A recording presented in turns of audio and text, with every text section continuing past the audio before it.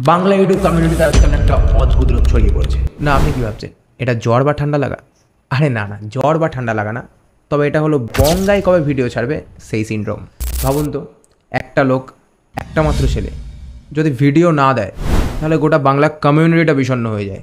কেউ ব্রেকআপ করে বসে, কেউ আবার ফেসবুকে পোস্ট দেয়, আর ভালো লাগে না ভাই, ও বোধহয় আর আসবে না।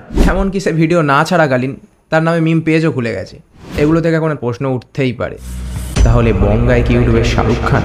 না হলে কেউ ভিডিও এতদিন না ছাড়লেও তার প্রতি এত আশা, ভালোবাসা, আক্ষেপ আসে কোথা থেকে? চলো বোঝাচ্ছি। আসলে বাংলার ইউটিউব কমিউনিটিতে অনেক ভালো ভালো কন্টেন্ট ক্রিয়েটর আছে, কিন্তু আমরা সবাই নস্টালজিয়া বুঝি। আমরা করি সেই স্কুল জীবনের হাসি, সেই বেঙ্গলি ফ্যামিলিদের অবাস্তব কিন্তু সত্যি রকমের পোর্ট্রেয়াল যেটা বঙ্গাই আমাদের দিত। এখন আবার অনেকে বঙ্গাইয়ের নামেই কন্টেন্ট করে, যেমনটা আমি করছি। কোথাও লেখা বঙ্গাই রিটার্নস। বঙ্গাই কি তবে ফাইনালি আসছে?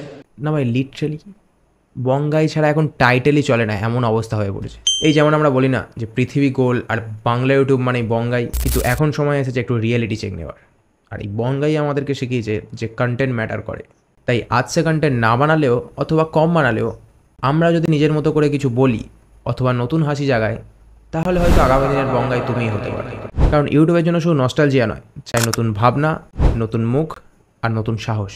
সুতরাং বন্ধুরা, বঙ্গাইকে মনে রাখো, তাকে ইন্সপিরেশন বানাও, কিন্তু নিজের কন্টেন্ট বানাও। আর বঙ্গাই সে তো আছেই আমাদের মনে, মাঝে মাঝে নিজের কন্টেন্ট ছেড়ে আমাদের ইন্সপিরেশনে, আর মাঝে মাঝে একটু কমেন্ট সেকশানে। তো আজকের জন্য এইটুকুই। যদি ভিডিওটা তোমার মন ছুঁয়ে যায়, তুমিও ভিডিও শুরু করো, হয়তো পরের ভাইরাল মুখটা তুমিই। Good bye.